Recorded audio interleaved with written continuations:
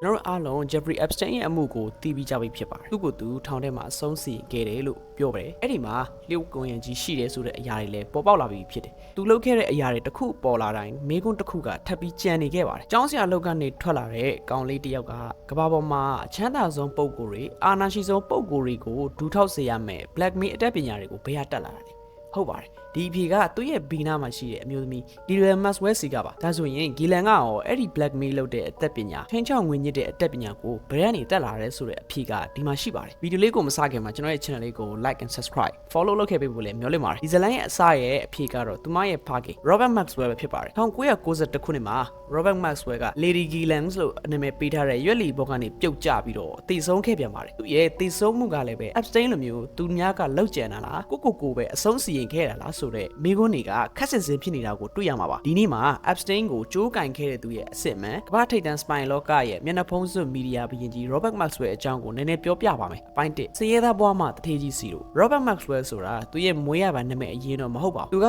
1923ခုနှစ်မှာ Czechoslovakia နိုင်ငံကဆင်းရဲတဲ့ရွာတရွာမှာမွေးဖွားခဲ့ပါတယ်သူရဲ့နာမည်အရင်ကတော့ဒီညမှာကျွန်တော်ဖော်ပြထားပေးပါမယ်နာမည်တန်ထွက်ကတကယ်ကိုခက်လို့ပါသူကဂျူးလူမျိုးတစ်ယောက်ဖြစ်ပြီးတော့ဒုတိယကမ္ဘာစစ်ဖြစ်လာတဲ့အခါနာဇီတွေရဲ့လက်အောက်ကနေထွက်ပြေးခဲ့ရတယ်သူရဲ့မိသားစုအားလုံးနှိပါကအသက်ခံလိုက်ရပြီးတော့တယောက်တည်းပဲလွတ်မြောက်လာခဲ့ပါတယ်ဒီလိုနဲ့ပြည်တင်ကိုရောက်လာတဲ့အခါစစ်တဲကိုဝင်ပြီးတော့မှစစ်မှုထမ်းဆောင်ခဲ့ပါတယ်ဒီနေရာမှာသူ့ရဲ့ထူးခြားတဲ့စွမ်းဆောင်ရည်တွေကစတင်ပေါ်လာတာပါသူကဘာသာစကားအမျိုးမျိုးကိုအလွယ်တကူပြောတတ်တယ်လူတွေကိုယုံကြည်အောင်ပြောဆိုစီယုံသိမ့်သွင်းတတ်တယ်စစ်ပြီးတဲ့နောက်ပိုင်းမှာဆိုရင် Robert Maxwell ဆိုတဲ့နာမည်အသစ်ကိုခံယူပြီးတော့ကိုယ်ပိုင်အထောက်အထားအသစ်တွေနဲ့စီးပွားရေးလောကတွေကိုဝင်ရောက်လာပါတယ်သိပ္ပံပညာရဲ့ဆိုင်ရာစာအုပ်တွေကိုထုတ်ဝေရေးလုပ်ငန်းကိုစတင်ပြီးတော့လုပ်ကိုင်ခဲ့ပါတယ် Daily Mirror ဆိုတဲ့သတင်းစာတိုက်ကိုစတင်ပိုင်ဆိုင်လာပြီးတော့မီဒီယာဘီရင်ကြီးစတင်ဖြစ်လာပါတယ်ပိုင်း3တရှိုလောကနဲ့ Israel ရဲ့ဆက်နွယ်မှုတွေ Maxwell ကရိုးရိုးစီးပွားရေးသမားတယောက်တော့မဟုတ်ခဲ့ပါဘူးကမ္ဘာထောက်လှမ်းရေးလောကမှာဆိုရင်သူ့ကို super spy တယောက်လိုမျိုးထင်ကြီးပေးထားတဲ့အရာတွေအများကြီးရှိပါတယ်ပြည်တင်လောကရဲ့ MI6 ရုရှားရဲ့ KGB နဲ့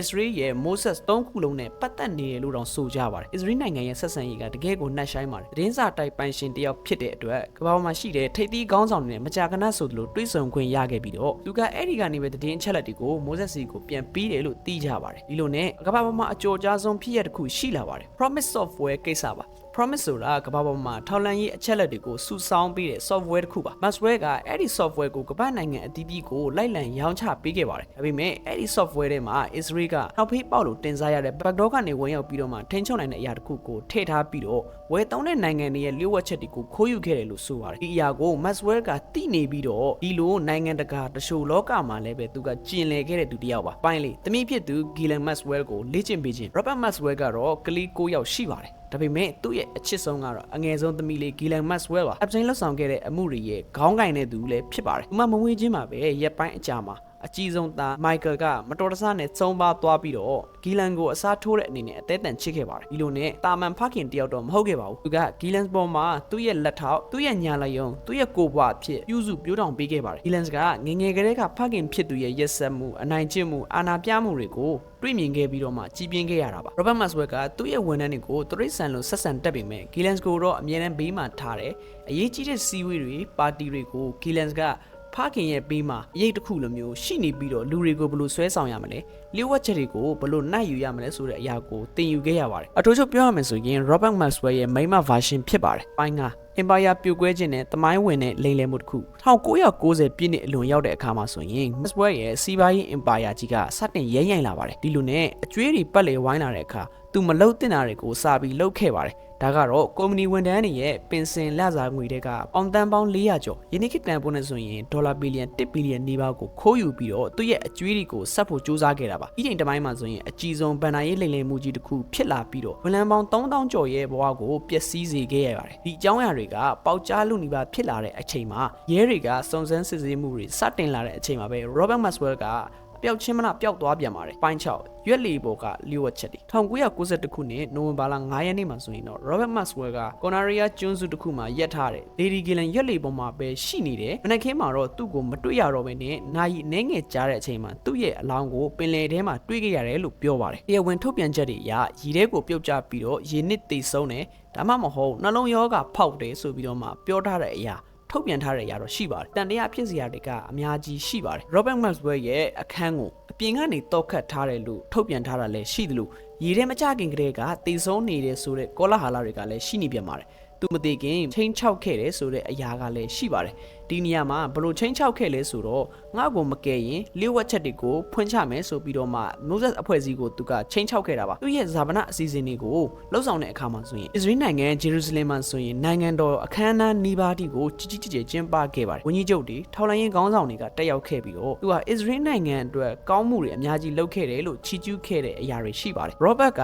တချို့တယောက်ဖြစ်တယ်ဆိုတဲ့အရာကိုပုံမပြီးတော့မှခိုင်မာစေခဲ့တယ်လို့ဖြစ်ခဲ့ပါတယ်ပိုင်းခွန် Epstein ကိုလက်ဆင့်ကမ်းခြင်းဖခင်တည်ဆုံပြီးတော့ Ghislaine Maxwell ကလန်ဒန်မှာနေလို့မရတော့ပါဘူးလူတွေကသူ့ရဲ့ဖခင်ကိုမုန်းတီးလာကြလို့ပါဒါကြောင့်သူမကနယူးယောက်ကိုထွက်ပြေးလာပါတယ်အဲ့ဒီအချိန်မှာလည်းသူ့စီမှာပိုက်ဆံကမရှိတော့ပေမဲ့အဆက်အသွယ်တွေနဲ့သူတက်မြောက်တဲ့နီးပညာတွေကရှိနေပြီးသားပါဒီအချိန်မှာ Jeffrey Epstein ဆိုတဲ့ဗန်နာရေးသမားတစ်ယောက်နဲ့တွေ့လိုက်ပါတယ်အဲ့ဒီတုန်းကတော့ Epstein ကချမ်းသာမှုအထိုက်လျောက်ရှိပေမဲ့အထက်တန်းလာအတိုင်းဝိုင်းတဲ့ကိုဝင်ဖို့လမ်းစာမရှိခဲ့ပါဘူး Lilans ကတော့ Epstein ရဲ့တကားတွေကိုဖွင့်ပေးတဲ့သူဖြစ်လာခဲ့ပါတယ် Epstein ရဲ့အိမ်တွေမှာလျှို့ဝှက်ကင်မရာတွေတက်ဆင်တာအိမ်မငယ်လေးတွေကိုအသုံးချပြီးတော့ honey pot ပြားရီအိမ်ထောင်ချောက်ဆင်တာနိုင်ငံရေးသမားတွေရဲ့အားနည်းချက်ညစ်ပတ်တဲ့အကြောင်းအရာတွေကိုရှာဖွေပြီးတော့ blackmail လုပ်တာဒီနီလန်တွေအားလုံးကို Robert Maxwell တုံးခဲ့တဲ့နီလန်တွေကြီးပါပဲဒီလိုနဲ့ Gilens ကဖခင်စီကတင်ခဲ့တဲ့မြောက်ကို Epstein စီကိုလက်ဆင့်ကမ်းခဲ့ပြီးတော့ Epstein ကို New Robert Maxwell အဖြစ်ဖန်တီးပေးခဲ့ပါတယ်ဆိုတော့နှီးကုန်းချောရမယ့်အချိန်ကိုရောက်လာပါပြီကြီးလိုက်ရင် Epstein အမှုဆိုတာ